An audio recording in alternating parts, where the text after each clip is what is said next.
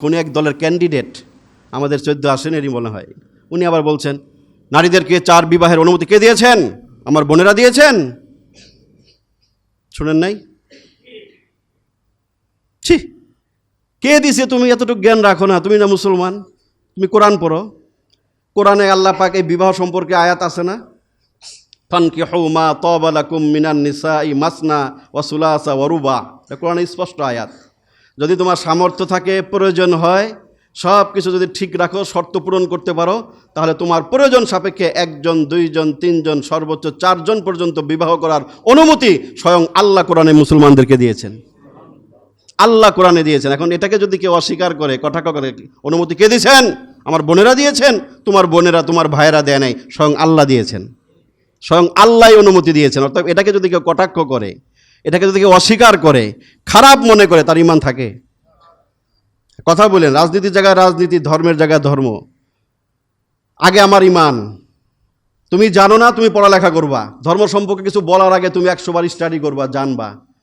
না জেনে একটা কথা বলে দিবা, মুসলিম সমাজে যারা মানুষের, ইসলামী মুসলমানদের ভিতরে প্রতিক্রিয়া সৃষ্টি হবে, এটা তো তোমার জন্য, তোমার দলের জন্য, দেশের জন্য, সবার জন্য খারাপ। তুমি তওবা করো যে আমি না বুঝে ইসলামের বিরুদ্ধে, কোরআনের বিরুদ্ধে কথা বলে ফেলেছি। তওবা করো। তো তওবার দরজা তো সবার জন্য খোলা। অবশ্যই আমি মনে করি তুমি না জেনে, অজ্ঞতার কারণে তুমি কথাটা বলেছো। যখন তুমি বুঝতে পারলা যে এটা আমার ভুল হয়েছে, কোরআনের বিরুদ্ধে আমার কথা বলা হয়ে গেছে, তখন তুমি বিলম্ব করো কেন? সাথে সাথে তুমি তওবা করে ইস্তেগফার করো, তাহলেই তো সমাধান হয়ে যায়। এই ধরনের ব্যক্তিদেরকে চিহ্নিত করা দরকার, যারা ইসলাম সম্পর্কে জানে না, অজ্ঞ, মূর্খ, যাদের ইসলাম সম্পর্কে সামান্য দরদ নাই, আল্লাহ সম্পর্কে যাদের কোনো ভক্তি, ভালোবাসা, শ্রদ্ধা, সম্মান নাই, এই মানুষদেরকে দিয়ে সমাজের নেতা বানায় কোনো লাভ নাই। ওই সমাজে আল্লাহর গজব অবশ্যম্ভাবী হয়ে যায়। এইভাবেই সমাজগুলো আস্তে আস্তে ধ্বংসের দিকে যায়। তো এই পরিস্থিতিতে আমাদের করণীয় কি? সংক্ষিপ্ত করণীয়গুলো আলোচনা করে শেষ করছি। সংক্ষিপ্ত করণীয় হচ্ছে 1 নম্বরে ইস্তেগফার করা। যেহেতু আল্লাহর রাসূল বলেছেন, কোরআনে আল্লাহ বলেছেন, আমাদের গুনার কারণে, পাপের কারণে সমাজে আল্লাহর আযাব, গজব, বিভিন্ন রকম শাস্তি নেমে আসে। এগুলো থেকে বাঁচতে হলে 1 নম্বর করণীয় গুনাহ ছাড়তে হবে। 2 নম্বর করণীয় তওবা ইস্তেগফার করতে হবে। 3 নম্বর করণীয় বেশি বেশি নেক আমল করতে হবে। আপনি আমি আল্লাহর প্রতিদিন আজানে, 5 ওয়াক্ত আজানে 6 বার আল্লাহু আকবার, আল্লাহু আকবার, আল্লাহ মহান, আল্লাহ বড় ডাকা হয়। অনেকে আমরা বাসাবাড়ি থেকে নেমে আসি না, আসি? অথচ 5 সেকেন্ডের ভূমিকম্প পুরা বাড়ির মানুষ সবাই রাস্তায় নামায় দিছে না? বাড়িওয়ালারাও নামাইছে, ভাড়াটিয়ারাও নামাই দিছে। অথচ বাড়িওয়ালা অনেকে আসে না সম্পদের ভয়ে, ভাড়াটিয়া অনেক সময় ফজর আসতে পারে না, হুজুর চাবি দেয় না, আসে না?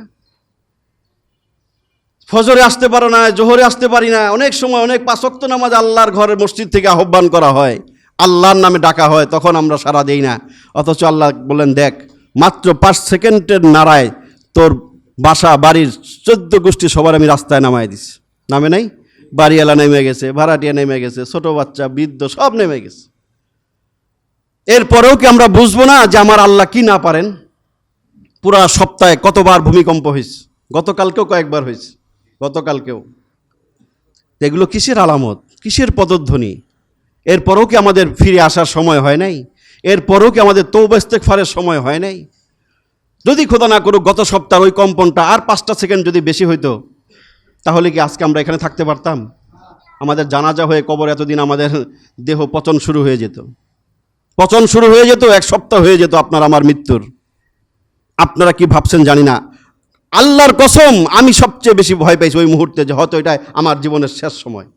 আমি অনুভব করছি যখন ভূকম্পনটা হচ্ছে 10:35 থেকে 38 মিনিটের ভিতরে, আমি অনুভব করে মনে হয়েছে আমার যে এটা মনে হয় আমার জীবনের শেষ দিন।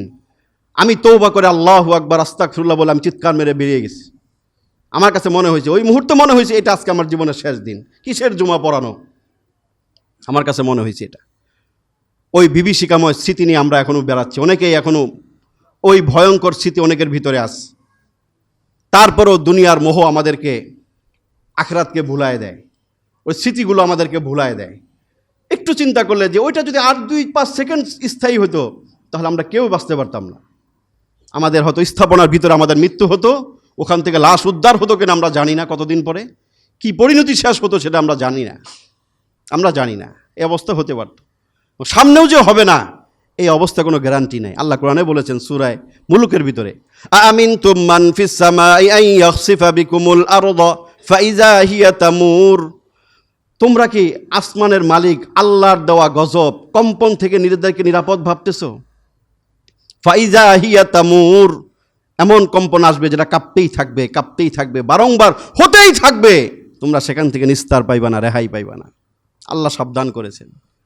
আল্লাহ বলেছেন তোমরা এগুলো থেকে নিরাপদ পাইবো না, যে একবার হয়ে গেছে আবার কয় বছর পরে আসে, কয় মাস পরে, ঠিক নাই। আল্লাহ নিজে বলেছেন এইভাবে নিজেদেরকে নিশ্চিন্ত ভেবো না, নিরাপদ ভেবো না যে হয়ে গেছে ঠাক চলছে চলছে জীবন চলুক, না, এটা সতর্কবাণী। আল্লাহ বলেন তওবা করো। আমি যে আয়াতটা পড়েছি আল্লাহ পাক সূরা তওবা আনফালের এক আয়াত আল্লাহ বলেছেন যে এই গজব থেকে বাঁচার অন্যতম একটি মাধ্যম তওবা ইস্তেগফার। আল্লাহ বলেছেন ওয়ামা কানাল্লাহু লিউআযযিবাহুম ওয়া আনতা ফীহিম ওয়ামা কানাল্লাহু মুআযযিবাহুম ওয়া হুম ইস্তাগফিরুন। আল্লাহ ওই জাতিকে ধ্বংস করবেন না যেই জাতির মাঝে মুহাম্মদ বিদ্যমান থাকে। সুবহানাল্লাহ। রাসূল তো এখন নাই, তার আদর্শ আছে, কিন্তু রাসূল যে সমাজে ছিলেন ওই সমাজে আল্লাহ ধ্বংস করেন নাই রাসূলের সম্মানে। পরের আয়াত আল্লাহ বলেছেন ওয়ামা কানাল্লাহু মুআযযিবাহুম ওয়া হুম ইস্তাগফিরুন, ওই জাতিকেও আল্লাহ ধ্বংস করবেন না যেই জাতি বেশি বেশি তওবা ইস্তেগফার করতে থাকে, বেশি বেশি আল্লাহর কাছে ক্ষমা চাইতে থাকে, তওবা ইস্তেগফার করতে থাকে। আল্লাহ নিজে কোরআনে বলেছেন আমি ওই জাতিকে ধ্বংস করি না।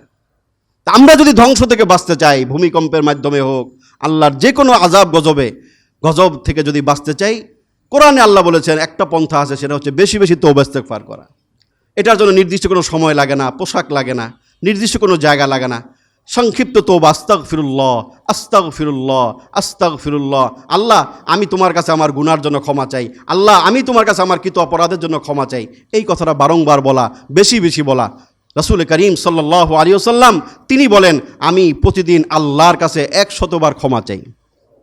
উনি প্রতিদিন 100 বার ইস্তেগফার করতেন, প্রতিদিন, যেই মানুষের জীবনে কোনো গুনাহ নাই। এটা সহিহ হাদিসে রাসূল বলে গেছেন ইন্নী লাস্তাগফিরুল্লাহ ফি কুল্লি ইয়াউমিন মিআতা মাররা, প্রতিদিন আল্লাহর কাছে আমি 100 বার তওবা ইস্তেগফার করি। তাহলে আমাদের কি পরিমাণ করা উচিত? যেখানে আমাদের গুনার কোনো হিসাব নাই, পরিসংখ্যান নাই, তাহলে আমাদের কি পরিমাণ করা উচিত? কিন্তু আমরা করি না সামান্য পরিমাণ। আমরা তওবা ইস্তেগফার করি না সামান্য, মনে করি মৃত্যুর আগে তওবা করলেই হলো, বিপদ যখন চোখে দেখি তখন তওবা করলেই হলো। না, এটা সার্বক্ষণিক ইবাদত, সব সময়ের ইবাদত। উঠতে বসতে চলতে ফিরতে শয়নে স্বপনে সর্বত্র মুসলমানের মুখে থাকবে আস্তাগফিরুল্লাহ আস্তাগফিরুল্লাহ আস্তাগফিরুল্লাহ। আল্লাহ তোমার কাছে ক্ষমা চাই, আল্লাহ তোমার কাছে আমি নত হইলাম, তোমার কাছে আমার গুনাহ কথা স্বীকার করে তোমার কাছে আমি ক্ষমা চাই। তওবা ইস্তেগফার অনেক অনেক ফজিলত। কোরআন আল্লাহ পাক বিভিন্ন জায়গায় বলেছেন ফাকুল তুস্তাগফিরু রাব্বাকুম ইন্নাহু কানা গফফারা ইউরসিলিস সামাআ আলাইকুম মিদরারা ওয়া ইউমদিদকুম বিআমওয়ালিন ওয়া বানিন ওয়া ইয়াজআল লাকুম জান্নাত ওয়া ইয়াজআল লাকুম আনহারা। আল্লাহ বলেছেন তোমরা তোমাদের দুনিয়া আখিরাতের সব কিছু আমি তোমাদেরকে দিব যদি তোমরা বেশি বেশি তওবা ইস্তেগফার করো। বৃষ্টি দরকার বৃষ্টি দিব, ধন সম্পদ দরকার ধন সম্পদ দিব, বিপদ আপদ থেকে মুক্তি দরকার সেটা আমি করে দিব।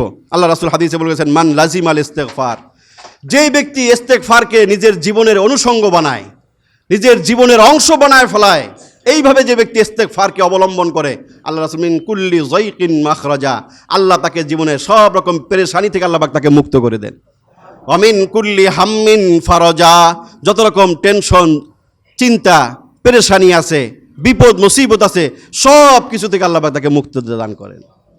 আরেক আয়াতে আল্লাহ পাক বলেছেন যে তোমরা বেশি বেশি তওবা ইস্তেগফার করো, আমার কাছে বেশি বেশি তোমরা তওবা ইস্তেগফার করো, তাহলে আমি তোমাদের জীবনে ইউমাত্তিউকুম মাতাআন হাসানা আনিস্তাগফিরু রাব্বাকুম সুম্মা তুবু ইলাইহি ইউমাত্তিউকুম মাতাআন হাসানান ইলা আজালিম মুসাম্মা ওয়া ইউতি কুল্লাযী ফাদলিন ফাদলা। তোমরা যদি বেশি বেশি তওবা ইস্তেগফার করো তাহলে আমি তোমাদেরকে ইউমাত্তিউকুম মাতাআন হাসানা, তোমাদের জীবনে যখন যা প্রয়োজন ওই উত্তম জীবন উপকরণ আমি তোমাদেরকে দান করব। আল্লাহ পাক আমাদেরকে এই পরিস্থিতির মাঝে বেশি বেশি তওবা ইস্তেগফার করার তৌফিক দান করেন, গুনার জন্য ক্ষমা প্রার্থনা করার তৌফিক দান করেন। ভবিষ্যতে সকল প্রকার আযাব গজব থেকে আল্লাহ পাক আমাদেরকে, আমাদের প্রিয় মাতৃভূমি বাংলাদেশকে আল্লাহ পাক হেফাজত করেন।